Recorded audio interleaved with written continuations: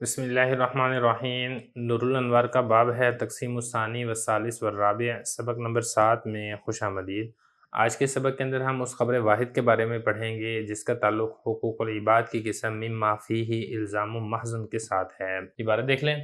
وَإِنْ كَانَ مِنْ حُقُوقِ الْعِبَادِ مِمَّا فِيهِ إِلْزَامٌ مَحْضٌ كَخَبْرِ إِثْبَاتِ الْحَقِّ عَلَى أَحَدٍ فِي الدُّيُونِ وَالْأَعْيَانِ الْمَبِيَّةِ وَالْمُرْتَهِنَةِ وَالْمَغْصُوبَةِ تُشْتَرَطُ فِيهِ سَائِرُ الشَّرَائِطِ الْأَخْبَارِ مِنَ الْعَقْلِ وَالْعَدَالَةِ وَالضَّبْطِ وَالْإِسْلَامِ مع العدد ولفظ الشهادة والولاية بأن يكون اثنين ويتلفظ بقوله أشهد وتكون له الولاية بالحرية فإذا اجتمعت هذه الشرائط الثلاثة مع الأربعة المتقدمة فحينئذ يقبل خبر الواحد عند القاضي في المعاملات التي فيها إلزام على المدعى عليه۔ ترجمہ دیکھ لیں۔ اور اگر خبر واحد کا تعلق حقوق العباد کی اس قسم میں سے ہے جس میں محض الزام ہوتا ہے، جیسا کہ حق کو ثابت کرنا کسی ایک پر دیون میں، اعیان مبیہ میں، مرتہنہ میں اور مغصوبہ میں، تو اس میں شرط لگائی جائے گی خبر واحد کی تمام شرائط کی، عقل، عدالت، ضبط، اسلام، اس کے ساتھ ساتھ تعداد بھی ہو اور شہادت کا لفظ بھی ہو اور ولایت بھی ہو، بئیں طور کے 2 افراد ہوں، اور وہ تلفظ کرے گا اپنے اس قول کے ساتھ اشہد، اور اس کو ولایت بھی ہو حریت کی۔ جب یہ 3 شرطیں جمع ہو جائیں گی پہلے والی 4 شرطوں کے ساتھ، تو اس وقت خبر واحد کو قبول کیا جائے گا قاضی کے ہاں ان معاملات میں جس میں الزام ہوتا ہے مدعا علیہ پر۔ عبارت ہو چکی ہے، ترجمہ ہو چکا ہے، اب چلتے ہیں اس کی تشریح کی طرف۔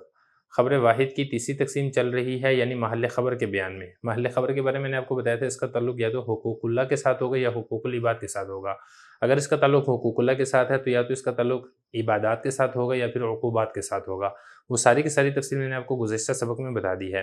آج کے سبق کے اندر ہم یہ پڑھیں گے کہ محل خبر کا تعلق حقوق العباد کے ساتھ ہے۔ پھر میں نے آپ کو یہ بھی بتایا تھا کہ اگر اس کا تعلق حقوق العباد کے ساتھ ہے تو پھر اس کی 3 قسمیں بنتی ہیں۔ ایک وہ جس کے اندر صرف الزام ہو، دوسرا وہ جس میں صرف سے الزام ہی نہ ہو، اور تیسرا وہ جس میں ایک اعتبار سے الزام ہو اور ایک اعتبار سے الزام نہ ہو۔ آج کے سبق میں جو پہلی قسم ہے جس میں صرف اور صرف الزام ہو، جس کو کہا جاتا ہے الزام محض، اس کے بارے میں ہم یہ پڑھیں گے۔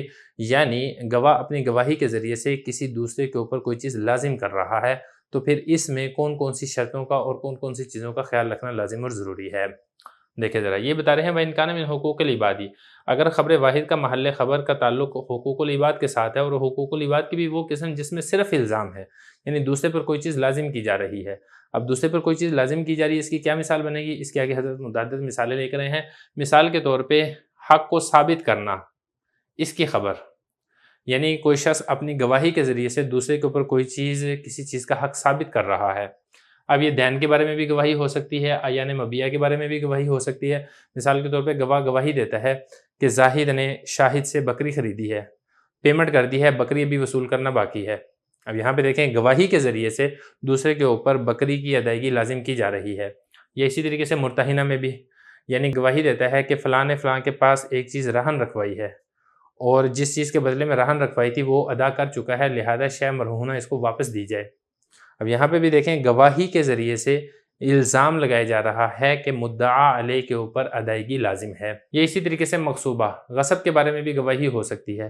مثال کے طور پہ گواہ گواہی دیتے ہیں کہ ایک آدمی نے دوسرے آدمی کی کار غصب کی ہے، اور وہ شے غصب، اس چیز کے بارے میں دوسرے آدمی کے اوپر الزام لگایا جا رہا ہے۔ تو خلاصہ کلام یہ ہے کہ حق کو ثابت کرنا کسی ایک پر، یہ مثال ہے الزام محض کی، یعنی اس میں صرف الزام لگایا جا رہا ہے، دوسرے کے اوپر اس چیز کی ادائیگی لازم ہے۔ تو اب یہ گواہ جو گواہی دے گا، جس گواہی کی وجہ سے مدعا علیہ کے اوپر شے کی ادائیگی لازم ہے، تو پھر اس گواہ کے اندر کون کون سی شرطوں کا پائے جانا لازم اور ضروری ہے؟ تو وہ بتا رہے ہیں، پہلی بات تو یہ ہے کہ جو خبر واحد نبی کریم صلی اللہ علیہ وسلم کی جو خبر واحد ہے، اس کے راوی کے اندر جو شرطیں ہیں، جو 4 شرطیں ہم پہلے پڑھ چکے ہیں، عقل ہے، عدالت ہے، ضبط ہے، اسلام ہے، یہ 4 شرطیں گواہ کے اندر پائے جانا لازم اور ضروری ہے۔ اس کے ساتھ ساتھ 3 مزید شرطوں کا بھی پائے جانا ضروری ہے۔ تو پھر اس صورت کے اندر گواہ کی گواہی معتبر ہوگی، اور اس گواہ کی گواہی کی وجہ سے مدعا علیہ کے اوپر قاضی کوئی چیز لازم کرے گا جس کے بارے میں گواہوں نے گواہی دی ہے۔ فرما رہے ہیں تشترط فیہ، شرط لگائی جائے گی اس میں سائر شرائط الاخباری، خبر واحد کی تمام شرطیں، جو نبی کریم صلی اللہ علیہ وسلم کی خبر واحد ہے اس کا جو راوی ہے اس کے اندر جو ہم نے شرطیں لگائی تھی، وہ ساری کی ساری شرطیں یہاں پر گواہ میں بھی پائی جانا ضروری ہے۔ عاقل ہونا چاہیے گواہ کو، اگر گواہ پاگل ہے تو پھر اس کی گواہی کی وجہ سے کوئی چیز مدعا علیہ پر لازم نہیں ہوگی۔ عدالت، عادل ہونا بھی ضروری ہے، اگر عادل نہیں ہے، فاسق ہے، تو فاسق کی گواہی کی وجہ سے مدعا علیہ پر کوئی چیز قاضی لازم نہیں کرے گا۔ ضبط بھی ہونا چاہیے، اسلام بھی ہونا چاہیے، مع العددی، تعداد کے ساتھ۔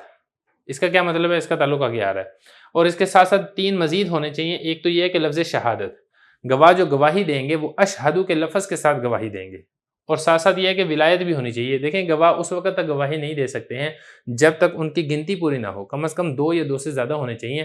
اگر ایک گواہ گواہی دیتا ہے تو اس ایک گواہ کی گواہی کی وجہ سے مدعا علیہ پر قاضی کوئی چیز لازم نہیں کرے گا۔